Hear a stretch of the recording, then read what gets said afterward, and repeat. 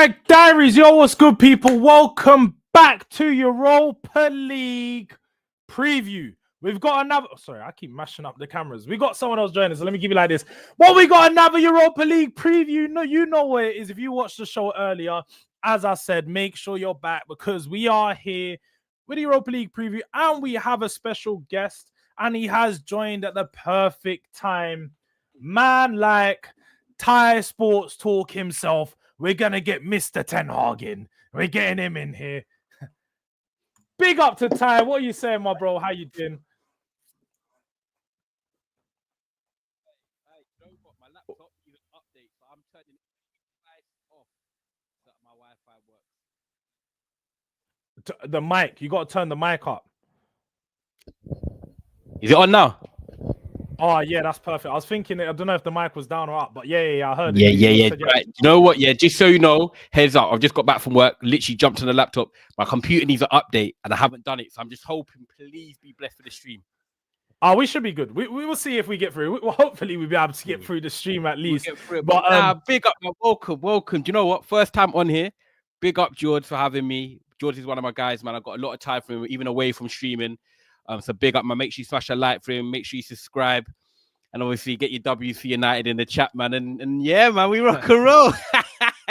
W's for United in the chat. No, do you know what? Put W's in the chat regardless, yeah? Make sure you guys are smashing the like button. Make sure you guys are showing some love to Ty on his channel, Thai Sports Talk. He's not been that consistent, but look out for videos. I'm pretty sure in the transfer market. Next season, I'm going to be back, man. Yes.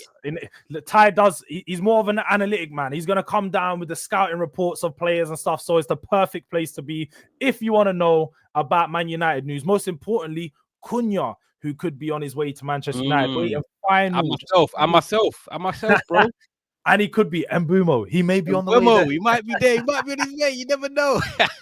They're looking to get the bold king from Brentford. But let's just take it back. Obviously, like I introduced you as, you were Mr. Ten Hag. You were Mr. Ten Hag all the way. I'd say probably Ty never turned on Ten Hag. All the way up until the time of when Ten Hag did go, he was at like, I was willing to just keep it going. You're willing to give him the run. Now, obviously, Amorim's coming, and I know again, Amorim's a manager that you've supported Amorim, and you've been impressed at points with his coaching aspects prior to coming into Manchester United. But with his time at Man United not going very well, and I suppose this final being the penultimate part of when this could be a successful season or not, how do you look back on this season that has been, and how it's gone for Amorim? Yeah, do you know what, man? Like, honestly, the way I've always grown up, and I'm older than what people think as well, is that, like, I do it on the league, and that's, like, your consistent basis. That's 38 games. That's where you can see your bread and butter. Cups don't really matter too much because anything can happen. We've seen Chelsea win the Champions League, obviously, under Tuchel. They weren't the best in the league. We've seen it with Di Matteo when they won the Champions League against Bayern in 2012. There's other examples. I was just thinking of Chelsea straight away off the bat. But in the league, Man United haven't been consistent. You know, a stat came out the other day that we've got 9 points in 5 months in the league under Amorim. Now, if someone had told me when he joined that we'd have 9 points in 5 months, I would have said, no way. Because that's the equivalent of 3 wins or 2 wins and 3 draws. It's not good enough. And I think one is obviously him sticking to his ways and trying to get his coaching across and trying to get his 3-4-3 across. And I think ultimately the other side of it is, I don't think these players are good enough. There's a lot of these players that are not good enough. Yeah, they should be getting more points than what they've got 9 in 3 games. Let's be real. Of course they should, especially playing at home at Old Trafford. I know it's not the fortress it once was, but we're still at home. We're still Man United, but we haven't got the points we want in the league. I just think if Ten Hag was still there, and obviously I was still not backing Ten Hag, but I was still cool to ride it out. I definitely was like, not sack him right now. I was cool to see how it goes because I think when we sacked him, we were 4 points off top 4. So I was still in that boat of like, 2 wins and we're all of a sudden in top 4. Do you know what I mean? So it was one of them mixture ones. But I think no matter what, with Ten Hag or with Amorim, I don't like a lot of these players. I just don't think a lot of them are good enough. They're not physical enough. They haven't got the legs. And I think you need that in the Premier League. And we haven't got players that can run beyond or stretch the pitch. And I think with Amorim's formation, it's an indictment of the players. And it's sort of like, some players are able to showcase more like like Ahmad. You got Yoro. I think they're the two that I'd look at and be like, right, if you said pick from the squad unsellable, Yoro and Ahmad are the two. I think they've you can see the potential. They're going to grow. The rest, all up for debate. And I think Man United need a big window. They need to back the manager. And I do feel like it will get better. I can understand why some fans are like, no, do you know what? I've seen enough, Jords, and I want him gone after 5 months. Cool. No one's wrong. There's people like me who are saying, you know what, give him the window. I don't think the squad's good enough. We need more physicality. We need players that can run. Give him a chance in the window. Or no, why should he get a chance in the window? We've got 9 points in 5 games. 5 months, sorry. Everyone has their way, and it depends to see what the board are going to do, bro. I hear it. I do hear it. And I think, like you said there's no wrong way, right or wrong way about it. It's just you either go the way where you back the manager and you just stay through the process. Because when I was speaking to Terry yesterday, that was the one thing that he highlighted. It was like when Amorim came in, everyone already acknowledged as United that the problems weren't with just the team. The problems were they needed to sort out the board situation. And obviously you had the whole culture. The culture is the word I use. Yeah, the culture. But what was the sporting director's name that he left halfway through the season as well? So that added to the Viana. He went to City. Yes, that one. And then you also had the guy from Newcastle that came in and then left. Yeah, Ashworth. You had the mess with him. So I feel like there was always stuff going on outside of the actual football inside of things that's already messing up. And Man United need to go through that process of change. And you could still see. What does it say to us? Imagine, you're neutral in this because you're a Spurs fan. Yeah. But like Man United have wanted a change of manager, right? And this is true. Yeah, you were in probably multiple group chats. You're in a group chat with me when Amorim came in. A lot of Man United fans said it's a free hit for Amorim and it's a chance for him to show the players can show the manager what they're made of, and it's like, right, whoever rocks with it can stay, and if not, we get rid. That's what everyone was saying. It wasn't really talking about results now. Of course, the results have gone worse than we all expected. 100%, I hear that. Yeah. But it was kind of like free hit. He can see what players he wants, see what players we get rid of, and we start fresh in the summer. Even for Ineos, you got to think about it, right? There was Tuchel that was spoken about. Amorim's the guy they've gone to as the One sec, my internet's done the thing. Did it come back? Yeah, you're back now. Yeah, you're back. Yeah. So in terms of like, he's their first hire, he's their first appointment. I think if you trigger it straight away and get rid, it sets already like a precedent. Yeah.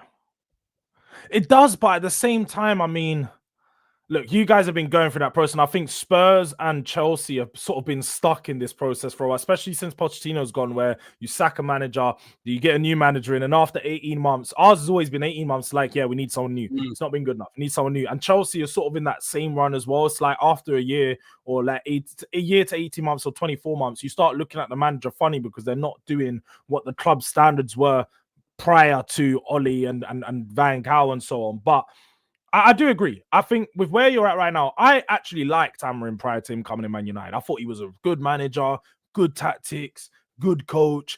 Everything at him at Sporting looked like he was primed for a top job. Now, just because it hasn't gone well at Man United, I don't think that rules him out as being a bad manager. I think within time, he could potentially have a good time at Man United. But like you said there, I feel like he needs players. You said it yourself, there's all these players in Man United right now that don't fit the system. He's signed, obviously, Dorgu. That's going to be one player that fits. But again, he's not been massively impressive. He's been all right. He's still young. So he's still like, it's like when you sign Malacia, like he could be good. He might not be good. Yeah. Like he's still young. So it's an unknown quantity. But more than anything, you got too many positions to sign. So that's where my questions start to come in, is he needs to start to work with some of these other players to find solutions for them, because Cunha would be a great sign. I think if Cunha comes in, he works because he plays in all three 10 of those or 9. Yeah. 10 or 9. He works. He's going to be a player that's perfect for the system. But that's the point, is you have to keep bringing in players for him in that system that work like the Cunhas. But on the other hand, if you keep going that way, if he isn't good enough, the next manager that comes in needs to be a 3-5-3 manager or 3-4-3 manager. Otherwise, you've got all these players that are wing backs like Spurs. You've got Udogie, Porro, who are wing backs, and now having to play in a fullback system. And now the defensive structure is not looking so good. And we're looking at the manager funny when realistically, I don't think these players were suited to his system in the first place. But that's why, and that is why you've been linked to Glasner, because it would suit your players. Obviously, he's going to stay. He's come out now. He's going to stay for one more year at least, and he's going to try and be back in the window. But I could see the link of, Glasner to you lot. And I think I think what it is with United is that I think Wednesday does have a bit of a bearing. I'll be honest with you. I know people are saying, oh, whether we win or lose, we're out of Europe and then we can focus on the league. But for me, come on, you want to win the trophy, one. Two, you're in the Champions League, and it does help with buying players. You've got Liam Delap, we've got Cunha we're looking at, we've got Mbeumo we're potentially looking at, you've got Cherky, who's obviously linked to a lot of clubs, but it just gives you a bit more of a power play that one, you're Man United, two, you're in the Champions League, three, you've got a manager that's having his first full season, first summer pre-season, getting the players coached into the regime. You're basically coming in when the manager's new effectively, so you can all grow and build it together. So it is interesting. We need centre-back is the only place I look at, Jords, and I think Man United are fine. Wing back, we definitely need another left wing back, and we could do with another right wing back because obviously Dallo and stuff, and we know he's a bit same as Dorgu. Midfield, Eriksen's going. Agate's probably a bit short, if I'm honest. You got Casemiro that he's redeemed himself in the last few months. I'm happy with him as a squad player and a leader and that experience to stay. But then you got Bruno, who's probably going to drop deeper. You got Garnacho, who's better off the bench, not a starter. Ahmad, wing back, right wing, play both. Højlund, not good enough. Xerxes is not a 9 that's going to get you 25 goals, but he's handy for the squad. That profile's nice. So, we need an attacker. We need 10s. We need midfielders. We need wing backs. And I'll be honest with you, you know me, George, I'm a realist. We ain't getting it all. So we've got to prioritize and we've got to get rid of players. Anthony's going to go. Rashford's going to go. Eriksen's going to go. Lindelof will probably go. That's off the bat. I'm not too sure. Obviously, there are other names I can think of. Johnny Evans is going to go, but some of them you're not getting money for. Some of them are just going off the books in terms of wages, so it's not actually getting a fee. We're going to rely on players like maybe Mason Greenwood leaving Marseille, getting 50% of that. You got who's the guy that went left back, went to Benfica? Fernandez. I saw that. Who is it? The player that Real Madrid won? Yeah, we get 50%. Do you know what I mean? Little things like that are just like, yeah, nice. Then we can try and invest. So, yeah, man, there's a lot that's needed. And this is why this game's massive for both of us, George. That's why I'm happy. I'm glad you shouted me for the preview because we're actually probably talking ball. But even for you lot, it's like Ange's probably gone no matter what anyway. That seems to be the link. Do you know what? On that, I just see. I'm shout out to Love United, hate the ops every time. He released a quote and he said, because this was press conference today, and on whether he would walk from Spurs or not, he says, "No, I don't think my job is done here. I think a trophy would accelerate that, and I think there's a lot still to be done now." Clearly, he's of the thought that if he wins a trophy, he's buying himself more time as a manager. Me, I think time's done, innit? I think it's over. Yeah. Like the performances, the results, they've all. Is that what most Spurs fans think, by the way? Like, if a percentage, would you say 70% are done? Yeah, I think most Spurs fans are done. It's not even just the performance and stuff. It's those little interactions and arguments he's had with fans. That moment in the game when he cut the ears and stuff like that. Like he's at a point of when he's battling the fans and he's trying to prove the fans that he's right and the fans are wrong, a type of thing. And that's not how you go about it, especially in the English media. You can't do that because you're going to get pulled up on it. And I don't think he's actually handled the media well enough. And that's one of his problems is he's made all these things a lot bigger than they need to be. And so then he's been called out for stuff. It's just who we are, mate. We're going to play a high line because that's who we are. I'd rather play my style of football. And then after we lost the Aston Villa game, the Liverpool game, he was like, this is why I don't go defensive. I'd rather play my football. Like everything has always been like a clap back to something that someone else has said. And he's one of these guys. I've always got a chip on his shoulder. And I don't like that. I don't want my manager to think about a chip on the shoulder that he's got. He should be focused on just winning games. Yeah. And do you know what? Some of the best managers don't always play their way. They play a way to get a result. We've seen Pep at times not play all fancy football. Arteta go away, get results. Like at the end of the day, if you can show the adaptability, that's what probably buys you more time with the fans. Like, oh, do you know what? He's not just doing this stand. That's where Poch went wrong. Do you know what? I like Poch as a person, but Poch just had a plan A, Jords, and I'm sure that you remember. If you're old enough to remember Poch's whole time here, some people watching might have been too young. Poch had a plan A. When it worked, Dele Alli, Eriksen, Son, Kane, perfect. Didn't quite work. It was like, what was the plan B? There wasn't really one. And it seems like Ange just has a plan A as well. There's not really a plan B to it. There has been a plan B recently, but big up to Abs every time, large up my guy. Oh, yes, Abs, my brother. Big up to Abs checking in. But there has been a plan B recently. And that's what I actually wanted to talk about, because obviously the plan B has been off the back of the injuries. Now, that plan B has led to seeing a Basuma and a Bentancur pivot in midfield. Now, all season, Spurs fans and most fans, probably the one thing I've said that our midfield all season prior to this double pivot is very similar to Ten Hag Man United midfield. It lacks so much structure. You have one player in the six, and then once the other two players start spreading out and trying to do their job, the distance is too far apart from all the players. So then when you're actually trying to play through the midfield, there's too many gaps, and other teams just find those gaps and exploit it so easily. Now, since we've added Basuma in there, him next to Bentancur, you got two players who aren't natural sixes, but more defensive midfielders and more defensive minded. Yeah. They've been that physical, robust, break the game down, keep the ball moving. And do you know what? I like that pivot. I think that should have been I know Bergvall, I didn't know much about him. I thought that was because I think Basuma gives you that more control, picking up the ball as a six. But what I like about Bentancur as well is he has the ability to ball carry and progress it into the final, into the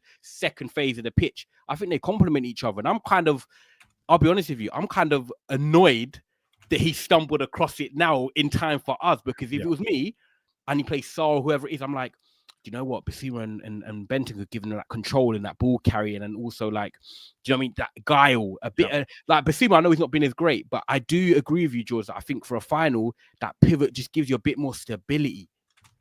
That's the thing for me, is when you say, because most of our games that we've played, the midfield battle has been where the game has been won or lost, especially with Kulu and Madders stepping up in those previous games. I'm now looking at the fact that we haven't got that creative element, that midfield maestro, someone who can pick up the ball and drive at you. We now need to make sure we can lean on our defenders a bit more. And that's what I'm looking at ultimately, is this change gives us the ability to, if we do go up early, we can sit in. We can now go to that mid block that we played against Bodo Glimt, Frankfurt. Romero van der Ven will be happy to get in behind, and then have these two just doing the job in front of them, sweeping up the play and keep breaking it down. But for you guys, what do you think the midfield solution will be? Because obviously there's been a few different combinations tried out, but as of recently, Bruno and Cass has been the pair that's worked in Europe. Do you think it goes with that again going into this game? Do you know what? It's funny, actually, because my group chat, we were talking about it earlier, and they were saying, like, for once, like, Amorim has a selection dilemma. Obviously, Xerxes back, Yoro's back. It gives us options. But I think midfield, personally, he's going to go with the Agate, Casemiro in the pivot. I think he'll stick with them too, because I think what will happen is if we're 1-0 down or chasing the game, Agate is normally the first sub, 60 minutes. Bruno drops deep, bring on an attacker, Mason Mount, Ahmad, whoever it is. I think we'll go with them too, because we need a bit of physicality in there. I think, look, I'm not even trying to be biased, Jords. You've beaten us 3 times this season, and look, fair play Spurs, you've done your job. At the end of the day, whoever gets the result gets the result. I haven't watched them games and think we should have been losing all 3. That's how I've looked at it. I think we're very evenly matched. I think we've both got some dumb moments in us, and we've both got some great moments in us. They're type of games where we can just both score in each attack, and it's like whoever scores more, scores more. We have spells. You have a spell for 20 minutes, then we'll have a spell for 20 minutes. If we don't score in that 20 minutes, you'll score on your next spell. It looks like it's 3-1. Really, it's not like that. So I think tomorrow we'll both have chances. We'll both have spells. We're going to go with Agate and Casemiro because he will like that physicality. He's already said about, legs, physicality. One is Casemiro's experience. Never lost the European final. He's actually been one of the players that's actually been beneficial to us in the last 6 weeks. I think he's really stepped up when I thought his legs were gone. I think that's maybe because we're playing a back 5. He's a bit more supported. When it was Ten Hag, he was on we call it the lone island. He was there by himself as a 6, expected to run around, destroy, control games. That's not Casemiro. Being in there, being a destroyer, being that leader in there. Him and Agate will play together, and it will be Bruno in front and in one of the 10 roles with, I expect, Garnacho. That's what I think. I think the defense is where it's going to be a dilemma. He's got Dalot back as well. Big one. Always played for Amorim. Will he start him when he's come back? Yeah. Yoro's obviously back. Then you've got, what's it called? Luke Shaw back now, got minutes. So it's going to be so interesting. But 100%, I think he goes with Agate, Casemiro, a bit more like a your midfield as well. You've got better. They're better on the ball, your players, but that's all defensive, a bit more type. And it's going to be down to maybe the creative spark. Bruno for us, big game, big moment for him as a captain. Can he step up? Maddison, Bergvall, potentially both out. One of them might make the squad, might make the bench. I'm not sure, but who's going to be your create? I think it's going to come down to who's got them big moments and creativity. Bruno is obviously going to be that guy for us. Who's going to be that guy for you? Yeah, and that's the thing is I think Spurs. That's where I have a little bit. Sorry, just quickly. De Ligt's out, Ryan. So De Ligt's out till pre-season. Oh man, yeah. Do you know what? Quickly, before I even go on to what I was gonna say, team news, because I did see, just to confirm, you got Euro, Xerxes, and And Dallo all Dallo. confirmed Yeah. involved, isn't it? So you Basically, got players coming back. the lit is the only one basically missing, really. Okay, so you guys are looking like you got a strong team coming back. We're Then you healthy. pretty much got Yeah. all of your team available. Where Spurs are losing players these last couple of weeks, you've got them all coming back. This is why I'm not that confident tomorrow. Okay, it's written in the stars. It's just I actually got a bad feeling about this game. I'll be real. I know we're not doing predictions now, but because of that, injuries, a lot of teams winning their first time. And do you know what I've clocked as well? I'm bare superstitious, Jords. A lot of teams are winning with birds. The birds. The go-ahead Eagles. The go-ahead Eagles. The Palaces. You know what I'm saying? The eagle for the Palace. The Magpies. The Magpies. Go-ahead Eagles in the Netherlands. Won the FA Cup in Netherlands. Do you know what I mean?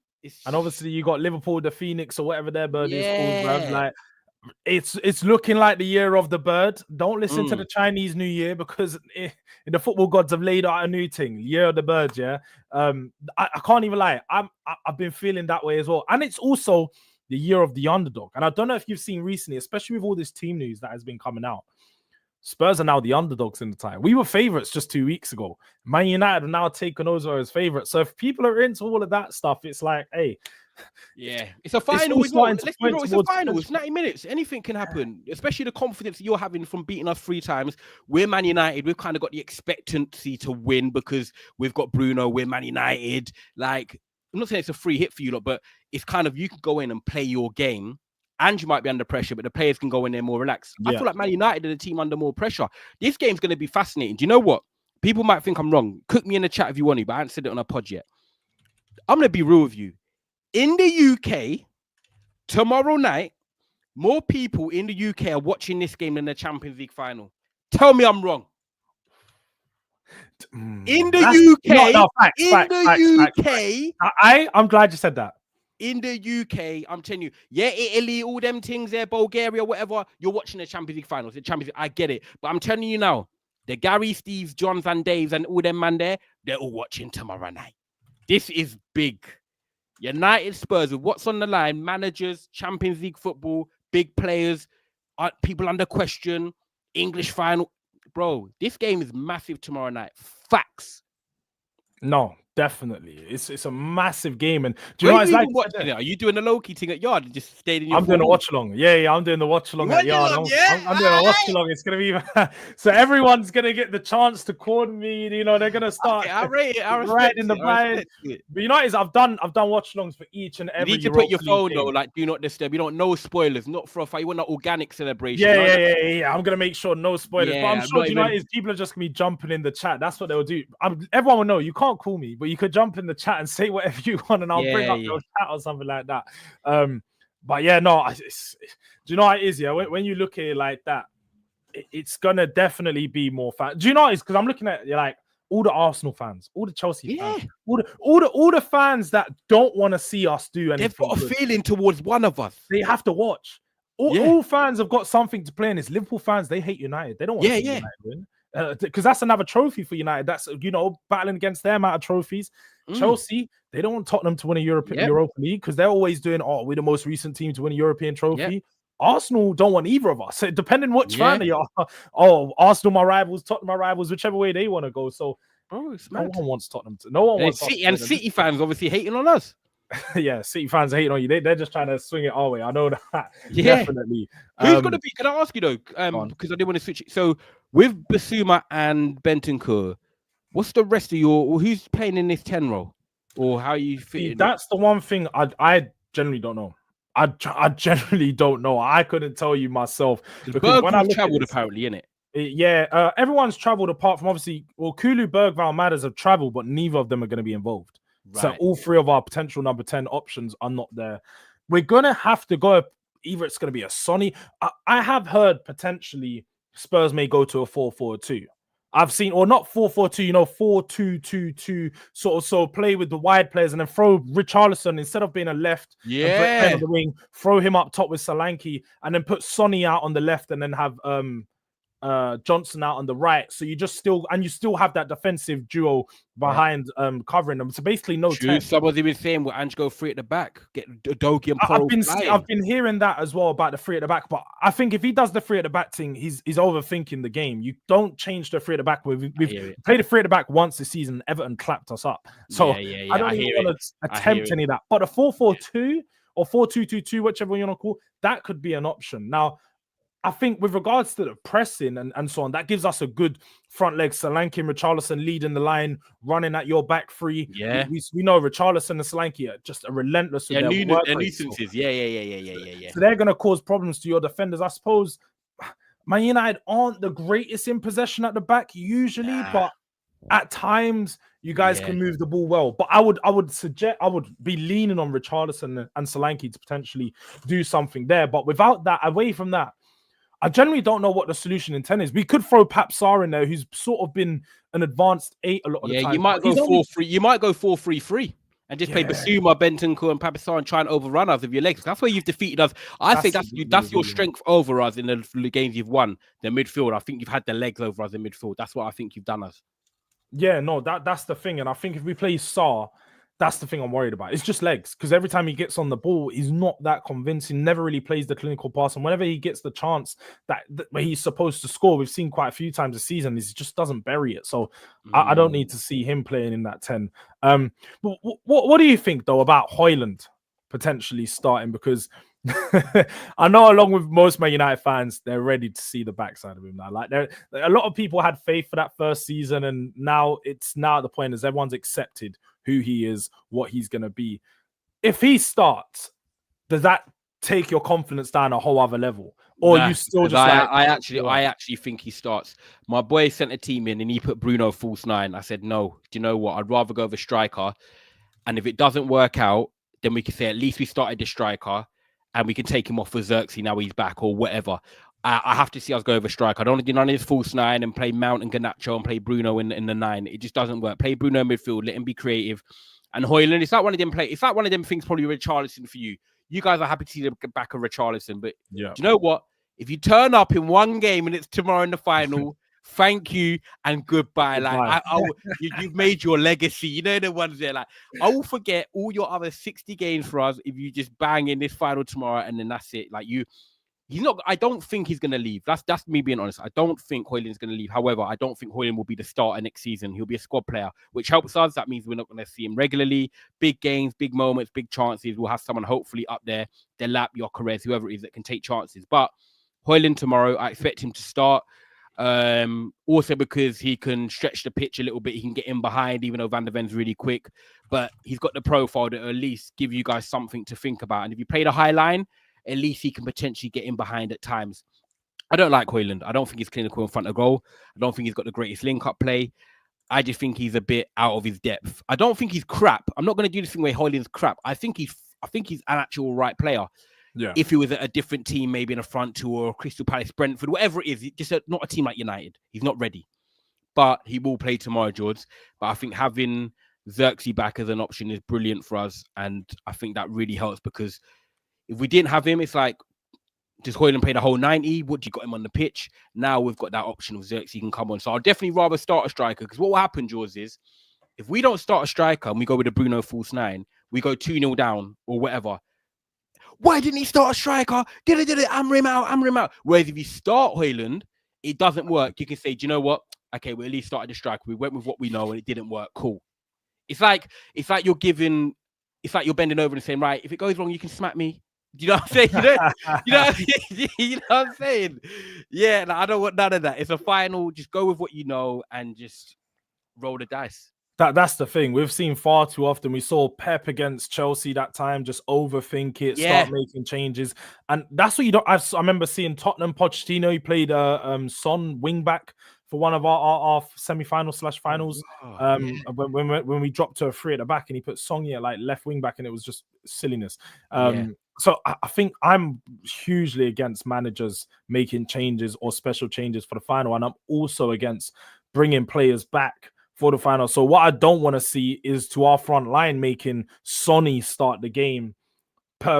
Again, because we haven't got a 10, I get if you make a few changes and Sonny's going to start because maybe. But I personally, I think you've got to go with Tell or Odobert. You go with the players that are a bit more hot right now, the players that are sharp, they're fit, and also the game could go to extra time. So you want a player like Sonny to be there. That way could experience be as well. in the extra time, in the penalties. So he's better to come off the bench around 60, 70 minutes. I'd hope that he has that type of impact. But otherwise, you start with a player like Tell or Odobert, something we've already seen. Don't go for the player. So you're thinking 2-man midfield, Tell, Odobert, Richarlison, Solanke. Yeah. That's what I'm saying. Yeah. That for me would be perfect, but I know Johnson's gonna start. I know quite a lot of pace. We need to be careful in transition because you lot could really break on us with that sort of front four. But I'm not saying it's amazing technically, but it's definitely got moments to. It's just got a bit of chaos about it. Yeah, definitely some chaos. Brandon Johnson needs to play though. So you know, and that's the conundrum that like. It's hard as a Spurs fan because let's have it right. Brandon Johnson is not just our top goal scorer; he's one of the top goal scorers in the league. He just knows where to be. Back post type of goals, like right place, right time. Yeah, and he has to play now. Sorry, he has to play. Yeah, he has to play because he's scored quite a few goals in this Europa League thing as well, in this Europa League campaign. So he's one of the players that, regardless of the way that we play and we want to set up, you want a touchline when you want someone who's going to get on the ball. He just needs to start because what he does is he gets into good positions and he scores goals. So, yeah, man, for Brennan Johnson, I think he's going to be one of the key players for us who could potentially. And I think he scored a couple against us, to be fair. I think Solanke's one player who always scores against United. I just don't want a VAR or any red card to ruin it for either side, by the way. Of course, in the moment, if you get a red card, we're buzzing, same way you are. But I just want a proper game where it's like, do you know what? They deserve to win or whatever it is. I don't want enough because I can see it being one of them games, where all it takes is a decision or something just to ruin it for one of us. And like, at the end of the day, I'm a Man United fan, but I'm a football fan as well. I want to win or lose the right way. Like, do you know what I'm saying? I don't want nothing being, because all it is, of course, it's going to be excuses either way. Oh, if we had a red card only if this, but it's like, okay, well, the result's the result. You gas, but I just want to see a proper game of football because I do think that, like I said earlier, it's an entertaining game for the neutrals. I think there can be goals scored in it. I think even if either team goes 2-0 up, the game's not done. We're just them type of teams, like 2-0 up, none of us are safe. It's all to play for, man. There's so much on the line. Champions League football, signings potentially from it. People that want to come to the club are watching this game. There's so much. Yeah, on that, what do you think the Champions League football? Well, first, before I go to that, which team needs to win this more? Who needs this? Us. Okay.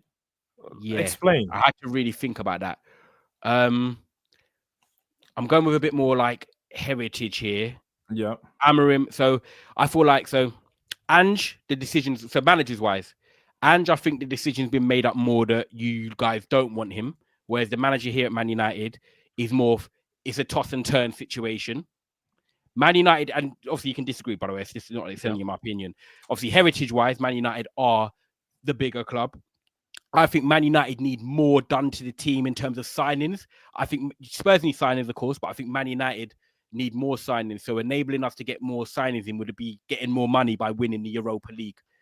So that they're sort of like my facts on it. In terms of Spurs, I feel like if you missed out on the Champions League this year, but you changed your manager anyway and had a reset in the summer, you guys are kind of like, yeah, do you know what? The main principle of us is changing the manager, getting a proper style of play, or not even style of play because Ange has that, it just hasn't worked, but getting a new manager in and starting again. You guys are more content with like, right, let's start fresh. I don't think like Champions League is your be all and end all, whereas I think Champions League does a lot more for us right now and also helps Amorim's sort of situation because your situation the manager is done. So do you get what I'm saying? I think on the balance of it, we need it more. I get in that sense. I generally do. Obviously, when you're looking ahead, you know, transfers and so on, what it could do. Man United tend to be a more ambitious club. So what this could do for you with regards to attracting players will be a lot more than giving the manager a bit more security, a manager that we're more set on at the moment. That as well. And I suppose as well, because the journey you're on with Amorim, it could mean more in that sense. But I have to disagree with the fact I think Spurs need it more. Look,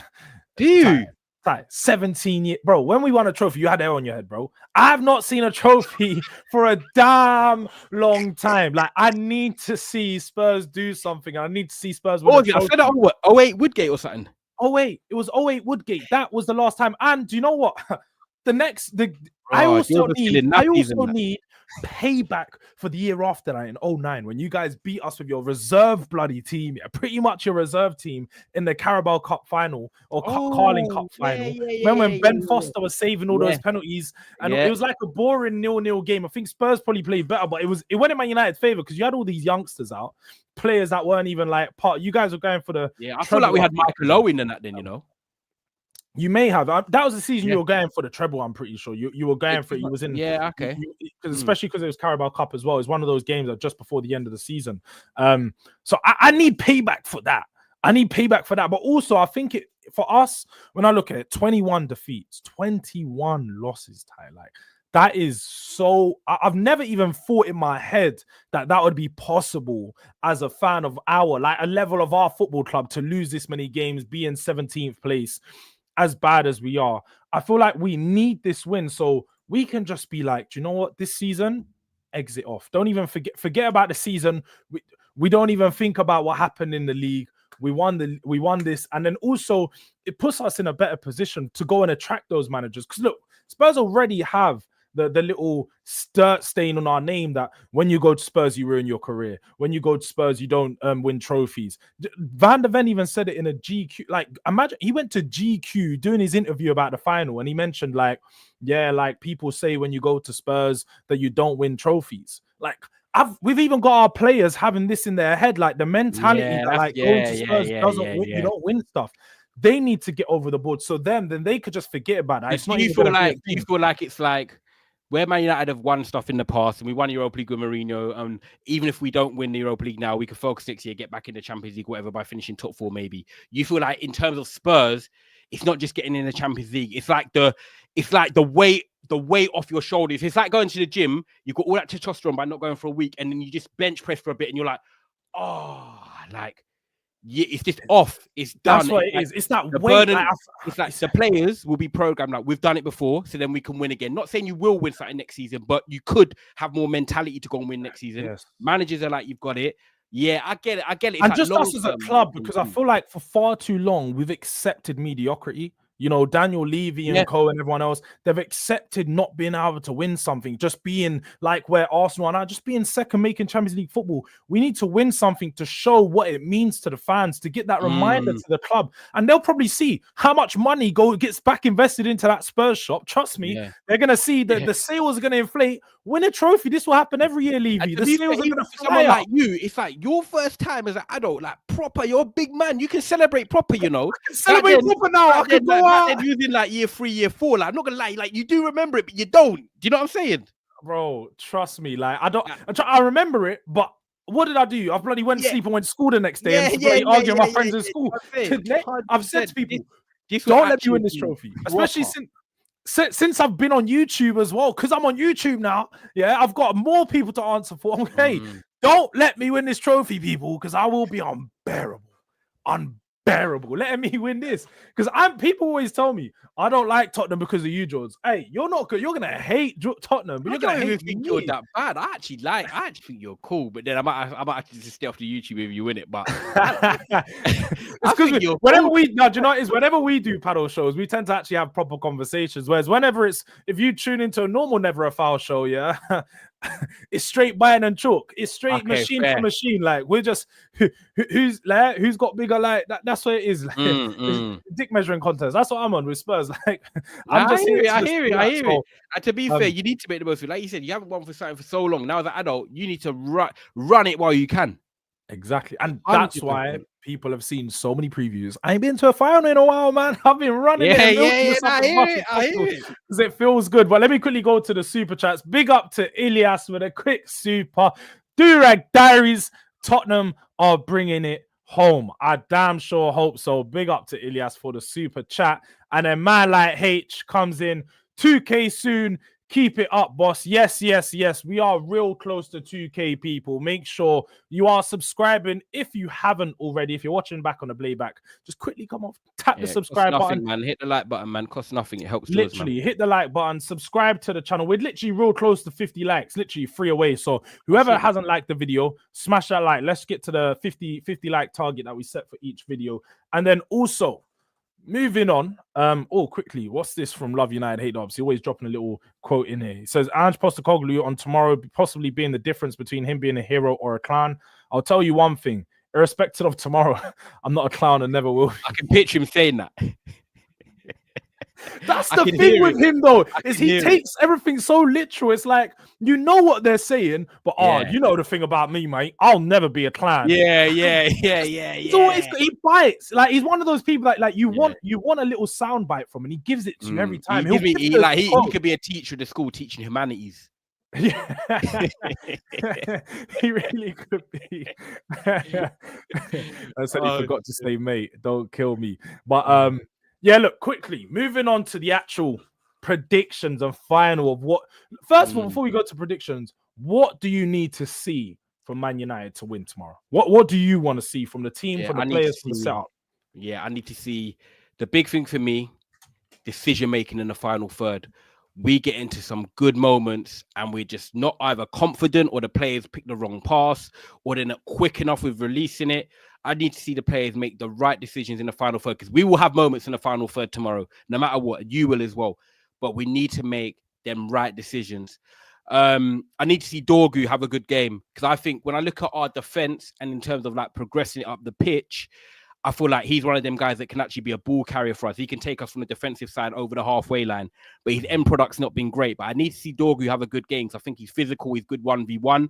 And if he has a good game, I feel like it kind of sets a tone for the rest of the players. He gets balls into the box, he gets further forward. So I need to see Dorgu have a good game on the left-hand side. I need to see the right decision-making in the final third. Other than that, you know, Man United, be brave, know what you're playing for. No silly goals. Don't concede nothing silly. The cliche stuff. I want to see the basics done right. But in terms of Dorgu, I think he's key at the back. I need to see him have a good game. And I need to see the right decision making in the final third from players like Garnacho, players like Højlund, people like Bruno Fernandes. Because it's the final at the end of the day. And if you're going to make it count, it has to be tomorrow. But I think we're going to play obviously the normal 3-4-3. And then, we go from there, really. But guys, you know what I'm saying? It's 90 minutes. Give it everything. I don't care until you pass out. You know, there's a lot at stake here, man. But yeah, over to you, bro. What about you? That's it, man. Like the players, like you said there, the key thing is just knowing what you guys are playing for, knowing that the opportunity that this presents to save the season, save some shame for yourselves. I suppose for the players, naturally, they play for big clubs. They probably sitting there thinking like this has been an absolutely terrible season. And if they want to save face, you know, at least go on their holidays and be like, it hasn't been that bad. Go out there and just know what this game and this win would mean for them, but not just them, the fans, but from the team themselves. I just need to see from minute one that they're switched on, because I feel like I know with Spurs, whenever we're going to lose, it's like the first few passes are just going a bit away. The players just a bit sluggish. They're missing the challenges. The 50-50s are not 50-50s. It's just all get given away. I just need to see who are the two players you're looking at, like, right, like you want all the players to step up, but who are the two you're like, come on, right, this is your moment. Do you know what? First of all, it's definitely got to be Romero at the back, man. I feel like Romero is obviously, he's the one player who's experienced in finals. He's won things before. Yeah. Obviously, he hasn't lost the final, but he's playing for Argentina, so he's the favorite team in those finals. But he's always been that guy that I feel like he's always wanted more for Spurs. Yeah, although we've not been able to. He's a warrior. He's built for these type of games. Yeah, he's built to turn up when you need him the most, and that's why he's been these last couple of games. He's just been putting in like proper good performances, and also it's looking like it could very much be his last Spurs game. So I feel like he's going to want to leave on a good note, the right way. Atletico Madrid looks like the perfect that's a match made in heaven, you know. Diego Simeone with Romero, Mr. Passion himself, like it's literally worked out perfectly. So for him, it looked like it could be his last game in a Spurs shirt. So Romero is my number one key player, but then outside of him, it's got to be the striker, Dominic Solanke, man. I need to see Solanke have a good game, because Solanke's been a player who, in a lot of people's or a lot of Spurs fans, it's like some like him, some don't. Some people are like, yeah, he's a good striker, but he's not a good player. Or sorry, a good player, not a good striker. And some people think he's both. He's a good striker and a good player. We just haven't created for him. I'm on that sense. I don't feel like we've created enough for him.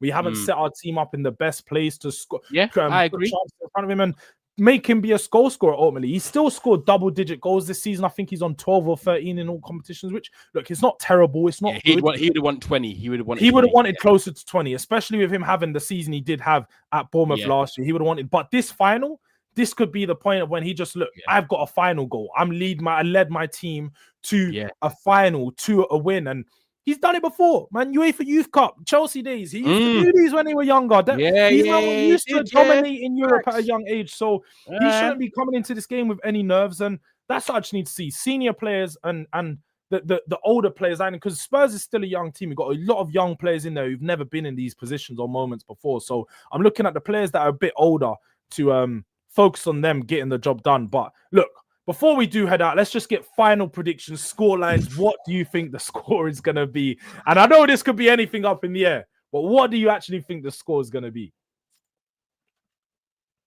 1-1 extra time. I don't know what happens. That's what I don't need, man. It's mad. It's mad. I said before, I want a boring game. I don't want an exciting game. I don't want extra time.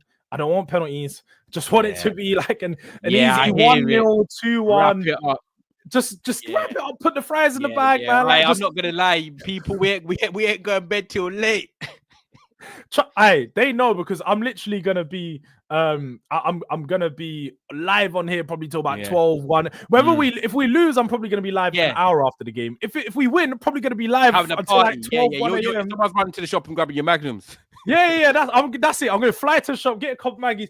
Hey, celebration time. Right. And the biggest thing is, George, I'm not gonna lie. If it goes penalties, I'm done. Oh yeah. It would be mad. I think if we do penalties, I'm gonna pause that. Like, I'm not gonna be on live. I'm gonna go into the other room and watch it. I'm gonna step out and be like, "Yo, you man, I'm coming back. Let me just." You might hear me from the other room, but that's it. I can't sit here be looking at the penalties just like I'm gonna be like the managers who turn away and that, because I ain't watching penalties. That'd be mad. It's crazy. H, how do I become a member? Sorry, Karen. No, quickly, right next to subscribe, there's join. You tap join and you become a member. You can become a delinquent or descendant. Make your choice. But my prediction before we head out, I'm gonna go with a 2-1 Spurs win. Spurs gonna get the job done. I think that we score early, Man United come back, and then we get a goal 10 or 15 minutes. I think you score first as well. Yeah, I think Spurs are a team that tends to score first, and I suppose this season we've given up the lead a lot of the time. I hope that it doesn't go that way. Yeah. But we are the team that tends to score first. That is how a lot of the games has gone. So I think if we score first, I think we're more capable of going 2-0 up, because I think we could just hit you with your. I think the players could start. Your players, like the inexperience, could kick in, and you don't think rationally. You start forcing it, and then we just the Casemiro, Bruno, the bit of the experience. It might tell. A set piece, you know what I'm saying? So, yeah, man. Let's see, Jords. I'm getting a bit nervous now. My legs are shaking a bit as well. So, you know no, trust me. The more previews I do, the more nervous I get before the game. It's just been like that. It is just been like that. But big up to Tony Rodriguez for becoming a member, becoming a new delinquent on the channel. If you want to be like Tony, what I'll do is I'll drop the link in the chat so you guys can do. For anyone that's having a problem, you can become a member. But more importantly, Ty, where can they find you, and when do you have a new video coming out so they can actually? I'm gonna do. I might do something even through in. I might do something and just jump on tomorrow just for the buzz. Do you know what I mean? Yeah. Oh, definitely. If we win, I'll definitely just video tomorrow and do a video or something called live. But yeah, Thai Sports Talk is the channel. Never a Foul, as well as our generic channel where we do a lot of generic content on the top 6. And then my own one is Thai Sports Talk. I'm going to do a lot of stuff there over the summer. That's where I talk on every club, really, like any big transfer news, Spurs, whoever it is, because I follow football across the Premier League and overseas. So make sure you go and hit me up on there. I think I'm nearly at 4K subscribers or something. So I need to start being consistent with that, and then I can just grow that. But Thai Sports Talk, and then Never a Foul's our generic one. And then make sure you like this video as well, man. Go and support Jords, good guy. Good football talk this was as well, you know what I'm saying, which I enjoy. So yeah, big up to us for having me, man. No, definitely that, man. Really enjoyed having Ty on the channel for the first time. As he said there, make sure you look out for Thai Sports Talk. But if not, Never a Foul. You'll catch him appearing on there every now and then, hosting the show, taking it proper Sky Sports journalism style. You see with the mic, John Motson, he's doing. Soon you're gonna catch him in. he's gonna be in the rafters just with the headphones on. Yeah, you're right, Jeff. Yeah. One of them ones. Take it back to you, Jeff. I love that. But Clinton Morrison in that. no, literally that. Let me quickly see if anyone's live so I can send the viewers over to someone before we head out. We have let's see here. Do you know what? We got Sarcasm City TV. They're live right now. Sarcasm City TV are doing their preview for the game. So I'll send you guys over to them.